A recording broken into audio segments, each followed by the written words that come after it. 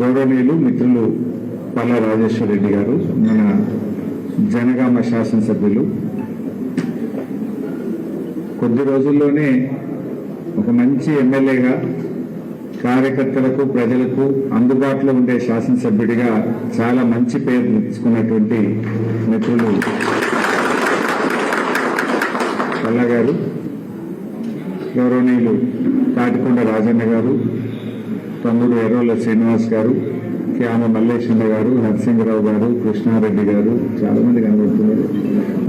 మాజీ శాసనసభ్యులు మిత్రులు పెద్ది సుదర్శన్ రెడ్డి గారు, సుందర్ రామరెడ్డి గారు, ప్రేమలతక్క గారు, ఇంకా చాలా మంది ఉన్నారు. వేదిక మీద ఉన్న పెద్దలు, మా మీడియా సోదరులు, మా బీఆర్ఎస్ కొత్తగా గెలిచిన మా కౌన్సిలర్లు, అదేవిధంగా బీఆర్ఎస్ కుటుంబ సభ్యులు అందరికీ పేరు పేరున నమస్కారం. ధరణి మీద అనేక అవాకులు చవాకులు పేలినటువంటి కాంగ్రెస్ ప్రభుత్వం ఈరోజు కొత్తగా భూభారతి అనేటువంటి చట్టాన్ని తెచ్చాం. బాబు కొద్దిగా సౌండ్ తక్కువ పెట్టినాను. భూభారతి అనే చట్టాన్ని తెచ్చాం. ఇదేదో ప్రజలకు బాగా మేలు చేస్తుందని చెప్పి ఊదరగొట్టినారు. అది భూభారతి కాదు, అది భూహారతి అయిపోయింది. ఇవాళ భూభారతి వచ్చిన తర్వాత 22A కింద 1 కోటి ఎకరాల భూములు పెట్టినారు. అంటే నిషేధిత భూముల జాబితాలో లక్షల ఎకరాలు పెట్టి డబ్బుల వసూళ్లకు పాల్పడతా ఉన్నారు. స్వయంగా ఆయన ఒక ఆయన ఉంటాడు, ఏది పేలని బాంబుల శాఖ మంత్రి, తుసు బాంబులు ఉంటాయి, పేలని బాంబుల శాఖ మంత్రి పొంగులేటి, ఆయన నుంచి మొదలుకుంటే మండల స్థాయి వరకు కూడా నిషేధిత భూముల జాబితాలో పెట్టి ఇవాళ ప్రజల ఉసురు పోసుకుంటా ఉన్నారు. ఆనాడు మీరేం చెప్పిండ్రు? నిషేధిత భూములన్నీ తీసేస్తామని చెప్పి ఇవాళ 1 కోటి ఎకరాలు దాటింది నిషేధిత భూముల జాబితా. అది బయట పెట్టండి. హైకోర్టు కూడా చెప్తుంది నిషేధిత భూముల జాబితాను ఆన్లైన్లో పబ్లిక్ డొమైన్లో పెట్టండి అని. నిజాలు ప్రజలకు తెలుస్తాయి కదా, ఏది పెట్టిండ్రు ఏది పెట్టలేదో తెలుస్తుంది కదా. ఎందుకు నిషేధిత భూముల జాబితా ఆన్లైన్లో పెట్టలేరు? ఎందుకు కొత్తగా మీరు భూములు పెట్టుకుంటూ పోతున్నారు? ఇందులో పెద్ద స్కామ్ జరిగింది. త్వరలోనే అన్ని భూముల వివరాలు బయట పెడతాం. కాంగ్రెస్ వచ్చినాక నిషేధిత భూముల జాబితాలో పెట్టడం, వసూళ్లు కాగానే తీసేయడం. రాష్ట్రంలో ఇదో పెద్ద స్కామ్ జరుగుతుంది. విలువైనటువంటి భూములను గుర్తించి నిషేధిత భూముల జాబితాలో పెట్టడం, సెటిల్మెంట్ కాగానే తీసేయడం. పెట్టుడెందుకు, తీసుడెందుకు? దమ్ముంటే కాంగ్రెస్ ప్రభుత్వం వచ్చిన తర్వాత ఎన్ని భూములను నిషేధిత భూముల జాబితాలో పెట్టారు, ఎన్ని తొలగించారో ఒక వైట్ పేపర్ రిలీజ్ చేయాలని చెప్పి ఆ పేలని బాంబుల శాఖ మంత్రి పొంగులేటిని నేను డిమాండ్ చేస్తా ఉన్నా. బయట పెట్టండి. ఇలా మా జనగామ మీడియా మిత్రులను కూడా నేను మనస్ఫూర్తిగా అభినందిస్తా ఉన్నా. ఈ భూభారతి లొసుగులను బయటకు తీసిందే మీరు, ప్రభుత్వం తీయలే. దొంగల్ని గవర్నమెంట్ దొరకబట్టలే, మా జర్నలిస్టులు దొరకబట్టిండ్రు. మా జర్నలిస్టులు అద్భుతంగా ఆ విషయాల్ని బయటకు తీసిండ్రు మీరు. అయితే మీరు తీస్తే తూతూ మంత్రంగా ఆపరేటర్లను అరెస్ట్ చేసి ఈ కేసును ప్రభుత్వం దూరం చేస్తూ ఉంది, అంటే మాయ చేస్తూ ఉంది. అసలు విషయాలు బయటకు రానియడం లేదు. ఈ కేసు నీరు గారుస్తుంది ప్రభుత్వం. అసలు ఈ కేసు వివరాలు ఎందుకు బయట పెట్టలేరు? ఇది 35 మండలాల్లో ఈ స్కామ్ జరిగింది. జనగామ జిల్లా, యాదాద్రి భువనగిరి జిల్లా, మేడ్చల్ జిల్లా 35 మండలాల్లో ఈ స్కామ్ జరిగితే దీని మీద విచారణకు ఒక సిట్ వేయొచ్చు కదా. ప్రతిపక్షాల మీద మా మీద సిట్ల వేస్తున్నారు. కేసీఆర్ గారినో బీఆర్ఎస్ పార్టీ నాయకులను ఇబ్బంది పెట్టడానికి మా మీద మాత్రం సిట్ల వేస్తున్నారు. ప్రతిపక్షాల మీద కమిషన్లు వేస్తున్నారు. విద్యుత్ కమిషన్, కాళేశ్వరం కమిషన్, మా గౌరవ శాసనసభ్యులు కౌశిక్ మీద సిఐడి వేసిండ్రు. బీఆర్ఎస్ నాయకులను వేధించడానికి సిట్టులు, సిఐడిలు, కమిషన్లు, అక్రమ కేసులు, అరెస్టులు బీఆర్ఎస్ మీద చేస్తారు. ఇవాళ రాష్ట్ర ప్రభుత్వ ఖజానాకే చిల్లు కొడతా ఉంటే, ఖజానాను కొల్లగొడతా ఉంటే, 35 మండలాల్లో స్కామ్ జరిగితే దీన్ని ఇప్పటి వరకు బయటకు ఎందుకు తీయడం లేదు? దీని మీద సిఐడి విచారణలో ఒక సిట్టో వేసి దొంగల్ని దొరకబట్టాలనా వద్దా? ఏం చేస్తున్నారు? సింపుల్ గా 35 మండలాల్లో కేసు జరిగితే 48 మంది మీద ఎఫ్ఐఆర్ చేసిండ్రు, ఓ 15-16 మందిని అరెస్ట్ చేసిండ్రు, ఈ కేసు మీరు దాచేసిండ్రు. అసలు విషయాలు బయటకు వస్తలేవు. వీళ్ళకి సింపుల్ క్వశ్చన్, భూభారతి పోర్టల్ యొక్క ఎడిట్ ఆప్షన్ ఒక ఆపరేటర్కి ఎట్లా దొరికింది? భూభారతి పోర్టల్ దాన్ని ఎడిట్ చేయాలంటే కేవలం ఆర్డీఓకు, తహసీల్దార్కు మాత్రమే అవకాశం ఉంటుంది. ఇవాళ ఈ కేసులో డబ్బులు కట్టేటువంటి డబ్బులను 10% చూపించి ఆ ఎడిట్ ఆప్షన్ ఒక ఆపరేటర్ ఎట్లా చేసిండు? ఆపరేటర్ చేతికి ఆ కోడ్ ఎట్లా పోయింది? ఆపరేటర్ ఏ రకంగా ఎడిట్ ఆప్షన్ చేసిండు అంటే దీని వెనుక కాంగ్రెస్ నాయకులు ఉన్నారు, దీని వెనుక అధికారులు ఉంటేనే ఇది సాధ్యమవుతుంది. ఎందుకంటే ఒక ఆపరేటర్కి అంత ధైర్యం ఉండదు, ఒక ఆపరేటర్కు ఎడిట్ ఆప్షన్ చేసే అవకాశం ఉండదు. ఒక ఆపరేటర్ ఇదంతా చేసిందంటే డెఫినెట్గా దీని వెనుక అధికార పార్టీ నాయకులు ఉన్నారు, పెద్ద పెద్ద అధికారులు కూడా ఉన్నారు. అయితే ఈ విషయాలు బయటకు రాకుండా ఉండడానికి, అధికార పార్టీ నాయకుల పేర్లు బయటకు రాకుండా ఉండడానికి, ఏ అధికారులు దీంతో కుమ్మక్కయ్యారో అది బయటకు రాకుండా ఉండడానికి నామమాత్రంగా ఆపరేటర్లను అరెస్ట్ చేసి మమ అనిపించేసింది. మేము ప్రభుత్వాన్ని డిమాండ్ చేస్తున్నాం, అసలు ఇది ఎన్ని జిల్లాల్లో జరిగింది, ఎంత నష్టం రాష్ట్ర ప్రభుత్వ ఖజానాకు జరిగింది, దీని వెనుక ఎవరెవరు ఉన్నారు, అన్ని విషయాలు తేలాలంటే వెంటనే ఒక సిట్ వేయాలని మేము డిమాండ్ చేస్తా ఉన్నాం. రెవెన్యూ మంత్రి గారు అన్ని విషయాలు బయట పెట్టండి. మేడ్చల్ జిల్లాలో ఎంత జరిగింది, యాదాద్రిలో ఎంత జరిగింది, భువనగిరిలో ఎంత జరిగింది, ఈ 3 బయట పెట్టింది విలేకరులే. మరి ఇంకా మిగతా జిల్లాల్లో ఎక్కడెక్కడ జరిగింది, రాష్ట్రం మొత్తం ఎన్ని జిల్లాల్లో ఎంత అవినీతి జరిగింది, ఎంత కుంభకోణం జరిగింది, దీని వెనుక ఎవరున్నారో అన్ని బయట పెట్టాలని మేము ఇలా ఆ పేలని బాంబుల మంత్రిని నేను డిమాండ్ చేస్తా ఉన్నా. బయట పెట్టాలని నువ్వు ఇవ్వాలి. ఎందుకు నోరు మూసుకున్నావు? ఆయనకంతా అహంకారం, ఆయన ఒళ్ళంతా శరీరం అంతా అహంకారంతో నిండి ఉంటుంది. మాట్లాడితే అహంకారంతోనే మాట్లాడుతుంటాడు. ఇవాళ ఇంత పెద్ద స్కామ్ నీ శాఖలో జరుగుతుంటే నువ్వు ఎందుకు పెదవిప్తలేవు? ఒక్కసారైనా ముఖ్యమంత్రి గారు రివ్యూ చేసిండా? రాష్ట్ర ప్రభుత్వ ఖజానాకే చిల్లు పడతా ఉంటే, ప్రజల డబ్బును కొంతమంది కొల్లగొడతా ఉంటే దీని మీద ముఖ్యమంత్రి ఈ రోజు వరకు ఎందుకు రివ్యూ చేయలేదని నేను అడుగుతా ఉన్నా. చీటికి మాటికి రివ్యూ చేసి బీఆర్ఎస్ నాయకుల మీద కేసులు పెట్టే రేవంత్ రెడ్డి ఇవాళ రాష్ట్ర ప్రభుత్వ ఖజానాకు కోట్లాది రూపాయల డబ్బు మీ యొక్క లోపభూయిష్టమైనటువంటి భూభారతి వల్ల నష్టం జరిగితే రివ్యూ చేసే బాధ్యత ముఖ్యమంత్రికి లేదా? ఎందుకు రెవెన్యూ మంత్రిని చూస్తే భయపడుతున్నావా? పొంగిలేట్ అంటే నీకు భయమా? కారణమేంటి? పొంగిలేట్ బయట పెట్టడా, ముఖ్యమంత్రి రివ్యూ చేయడా? ఇది ప్రజల సొమ్ము కదా. రైతు బంధు ఇయ్యే శాత కాదు నీకు. ఇలా రైతు బంధు ఇయ్యకుండా రైతుల ఉసురు పోసుకుంటా ఉన్నావు నువ్వు. ఇలా ముఖ్యమంత్రి గారు ఏమైనా అడిగితే డబ్బులు లేవంటాడు. నీకు మాత్రం 100 కోట్ల రూపాయలతో నువ్వు క్యాంప్ ఆఫీస్ కట్టుకోవచ్చు, 100 కోట్లు పెట్టి ఫుట్బాల్ ఆడొచ్చు.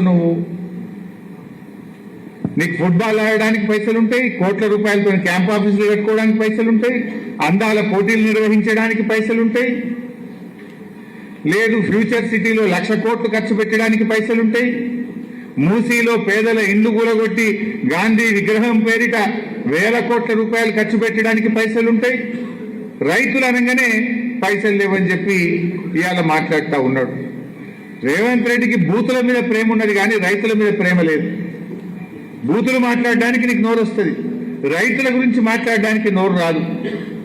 ఇలా సాదా బైనామా, ఆ రోజు కేసీఆర్ గారు ముఖ్యమంత్రి ఉన్నప్పుడు 6,18,000 మంది రైతులకు ₹1 ఖర్చు లేకుండా సాదా బైనామా చేసి ఇచ్చిండు కేసీఆర్ గారు. 2వ దశ అప్లికేషన్లు తీసుకున్నది బీఆర్ఎస్. ఇంకా ఎవరైనా మిగిలిపోతే వాళ్ళకు కూడా చేస్తామంటే 8,92,000 మంది రైతులు దరఖాస్తు పెట్టారు.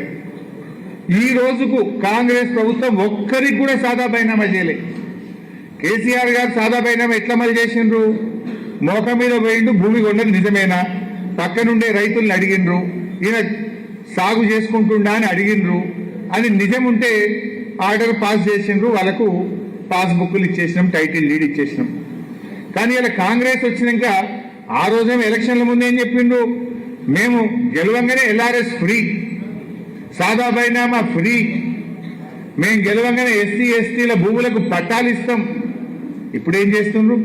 ఎల్ఆర్ఎస్ ఏమో ముక్కు బిండి పేదల దగ్గర డబ్బులు వసూలు చేస్తున్నారు.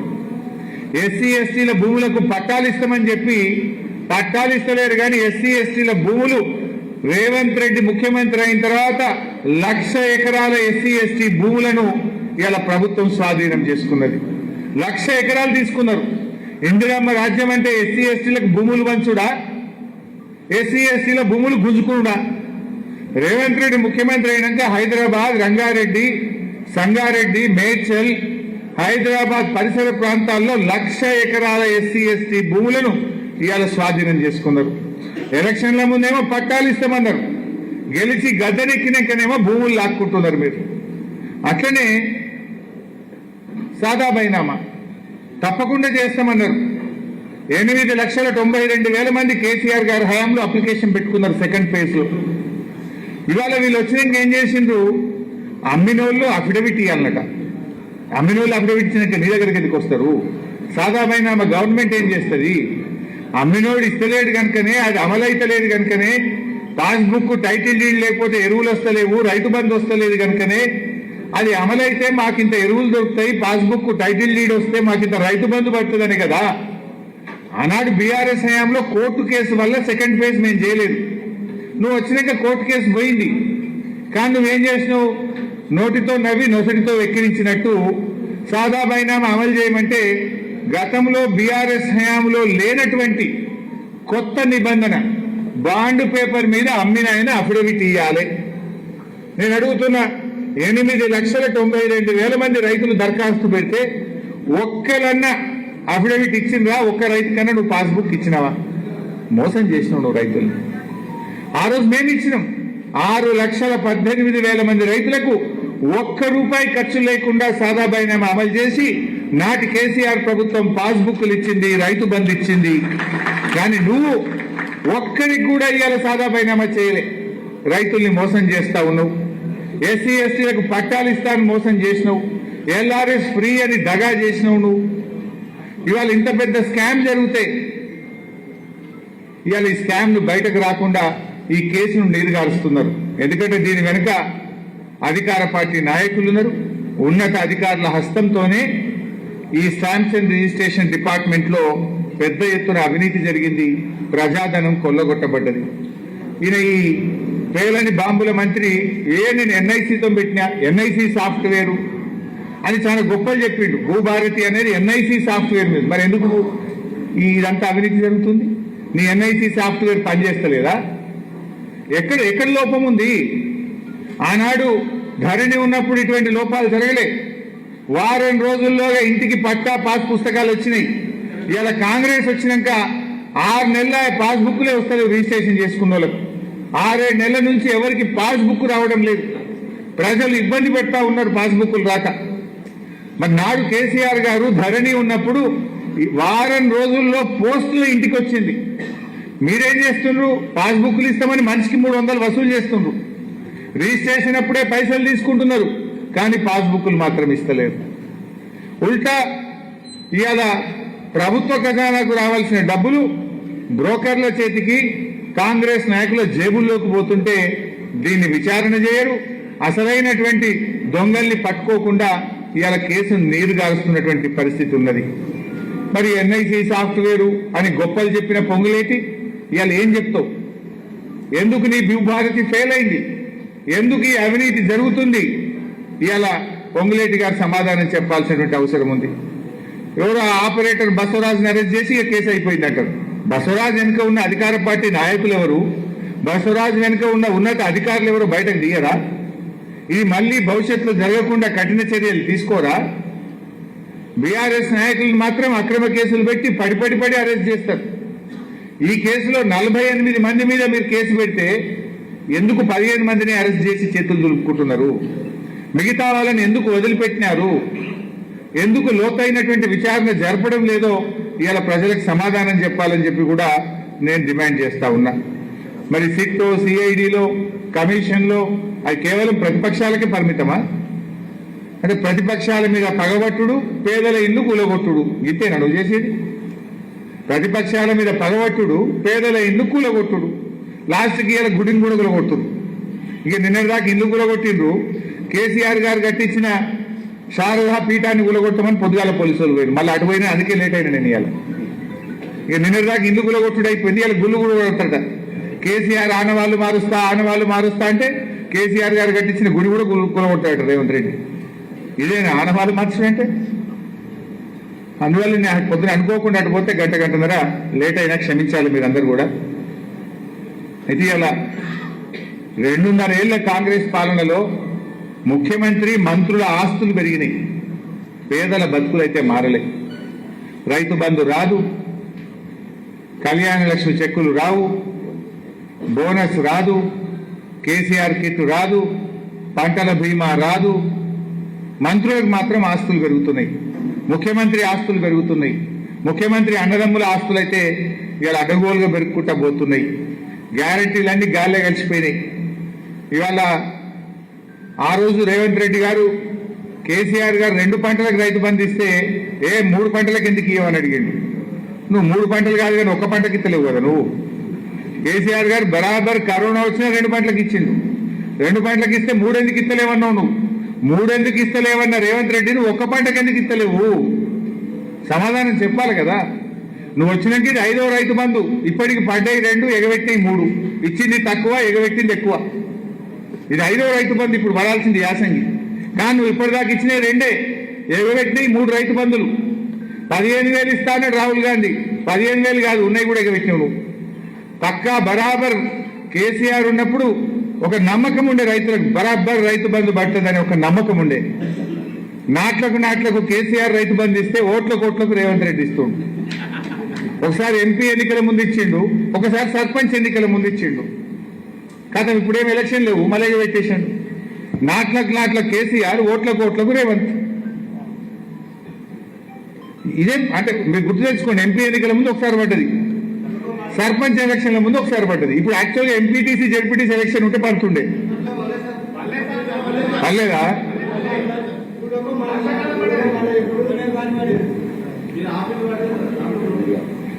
ఇవాళ మేము ఒకటే ప్రభుత్వాన్ని కోరేది, పన్నులు పెంచుకుంటూ పోతుంది. ఫస్ట్ మేము గవర్నమెంట్ కోరేది ఇప్పుడు ఈ భూభారతి మీద రివ్యూ జరగాలి.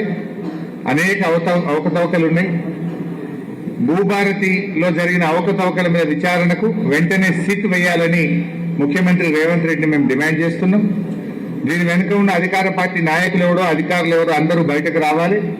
దోషులందరినీ అరెస్ట్ చేసి ప్రభుత్వ ఖజానాకు రావాల్సిన ప్రతి పైసాను కూడా తెప్పించాలని చెప్పి మేము ప్రభుత్వాన్ని డిమాండ్ చేస్తున్నాం.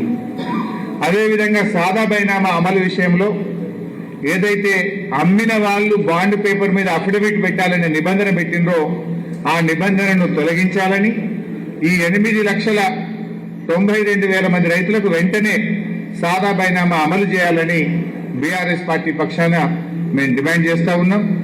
మరి అదేవిధంగా రైతులకు తక్షణమే రైతు బంధు నిధులను విడుదల చేయాలని చెప్పి కూడా బీఆర్ఎస్ పార్టీ పక్షాన డిమాండ్ చేస్తా ఉన్నాం. ఇవాళ ఈ ప్రభుత్వం వచ్చిన తర్వాత నాగార్జున సాగర్, శ్రీశైలం 2 ప్రాజెక్టులలో అతి తక్కువ నీటి వినియోగం చేస్తా ఉంది రాష్ట్రం. అంటే మన నీళ్లను మనకు దక్కించడంలో కూడా రేవంత్ రెడ్డి, నీళ్ల మంత్రి ఉత్తమ్ కుమార్ రెడ్డి ఫెయిల్ అయిపోయినరు. సాగర్, శ్రీశైలంలో అడ్డగోలుగా ఆంధ్రప్రదేశ్ నీళ్లు మలుపుకుపోతున్నది. రేవంత్ రెడ్డి గుడ్లప్పగిచ్చి చూస్తున్నాడు. కేసీఆర్ ని కళ్ళగుడ్లు ఉడవిక్తా అని మాట్లాడు కాదు. చేతనైతే సాగర్, శ్రీశైలంలో తెలంగాణకు దక్కాల్సిన వాటాను కాపాడు. ఇవాళ యాసంగి పంటకు నల్గొండ, ఖమ్మం జిల్లాలకు నీళ్లు తక్కువ పడే పరిస్థితి ఉన్నది. ఇప్పటికైనా ఆంధ్రప్రదేశ్ నీటి మళ్లింపు ఆపకపోతే రేపు హైదరాబాద్ మంచి నీళ్లకు ఇబ్బంది పడే ప్రమాదం ఉన్నది.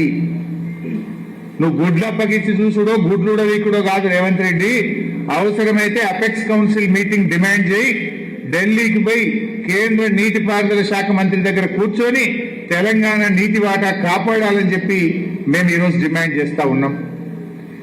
ఇవాళ రేవంత్ రెడ్డి వచ్చిన తర్వాత ధరలు పెంచుడు ఎక్కువైపోయింది. ఇవాళ పేదవాడు ఇల్లు కడదామంటే ఇసుక ధర రెట్టింపు అయిపోయింది. అసలు ఇసుక దొరకలేదు. 2 వీలర్లు మోటార్ సైకిల్ రైతు మోటార్ సైకిల్ కొనుక్కుంటే ఇప్పుడు 10,000 ఫీజు పెంచిండు. మోటార్ సైకిళ్ల మీద 10,000 ట్యాక్స్ పెంచిండు రేవంత్ రెడ్డి. ఆటోల మీద, మోటార్ సైకిళ్ల మీద, గూడ్స్ బండ్ల మీద పన్నులు పెంచి ఇవాళ పేదలు, రైతులు, విద్యార్థులు, యువకులను ఇబ్బంది పెడుతున్నటువంటి పరిస్థితి. ఆర్టీసీ బస్ ఛార్జీలు డబుల్ చేసిండు. మగవాళ్ళకు, ఆడోళ్ళకు ఫ్రీ అన్నాడు, మగవాళ్ళకు డబుల్ టికెట్ కొడుతుండు. ఆర్టీసీ బస్ ఛార్జీలు పెంచినవు, ఇసుక ధర పెంచినవు, మోటార్ సైకిళ్ల మీద ట్యాక్స్ పెంచినవు, మద్యం ధరలు పెంచినవు. ధరలు పెంచుడే తప్ప పేదలకు ఇచ్చు లేదు. ధరలు పెంచుడు, కమిషన్లు దంచుడు, పేదోళ్ళకి ఎగ్గొట్టుడు. అన్ని పథకాలు ఆగం పెట్టిండు. ఒకటొకటి ఇందిరమ్మ ఆత్మీయ భరోసా అన్నావు, బడ్జెట్లో పెట్టిండు. బట్టి గారు కాంగ్రెస్ వాళ్ళంతా బల్లలు కొట్టిర్రు. ఒక్కరికైనా పడ్డదా ఇందిరమ్మ ఆత్మీయ భరోసా? వ్యవసాయ కూలీలకు సంవత్సరానికి 12,000 ఇస్తామన్నారు. ఎందుకు బంద్ అయింది ఇందిరమ్మ ఆత్మీయ భరోసా? ఎందుకు అటుకెక్కింది? రాజీవ్ యువ వికాసం ఎందుకు అటుకెక్కింది? 2.5 ఏళ్ళైనా ఒక్క యువకుడి కన్నా ఉద్యోగాలు ఇచ్చింది లేదు. రాజీవ్ యువ వికాసం కింద సాయం చేసింది లేదు. మాటల్లోనే రాజీవ్ యువ వికాసం, మాటల్లోనే ఇందిరమ్మ ఆత్మీయ భరోసా, మాటల్లోనే రైతు బంధు, చేతలకు వచ్చే వరకు మొండి చేయి అయిపోయింది. హస్తం గుర్తు కాస్త మొండి చేయి అయిపోయింది. సో వెంటనే ఇవి అమలు చేయాలని చెప్పి కూడా డిమాండ్ చేస్తూ, తెలంగాణ నీటి హక్కులను కాపాడాలని కూడా డిమాండ్ చేస్తూ, ముఖ్యంగా ఈ రెవెన్యూలో జరిగినటువంటి కుంభకోణంలో సిట్ వేసి మొత్తం పూర్వాపరాలు బయటకు తీయాలని, దీని మీద ప్రభుత్వం ఒక శ్వేతపత్రాన్ని విడుదల చేయాలని చెప్పి కూడా డిమాండ్ చేస్తున్నాం. దీన్ని ఇంతటితో వదలం. రేపటి అసెంబ్లీ సమావేశాల్లో కూడా ఈ అంశం మీద గట్టిగా లేవనెత్తుతాం. తప్పు మీది రైతులకు నోటీసులు ఇస్తున్నారు. రైతులకు ఎట్లా నోటీసులు ఇస్తారు? ఈ నోటీసులన్నీ వాపసు తీసుకోవాలని. ఎందుకంటే రైతు డబ్బు కట్టిండు కనుకనే రిజిస్ట్రేషన్ చేసిండ్రు. మీ తప్పు మీదైతే శాపం రైతులకు ఎందుకు? పాపం మీది, శాపం రైతులక? ఈ నోటీసులు, రైతులకు ఇచ్చిన నోటీసులను ఉపసంహరించుకోవాలని, తక్షణమే రైతులకు పూర్తి హక్కులు కల్పించాలని, ఎవరైతే డబ్బులు తిన్నాడో వాళ్ళ దగ్గర కక్కించి అది ప్రభుత్వ ఖజానాకు జమ చేయాలని చెప్పి డిమాండ్ చేస్తున్నాం.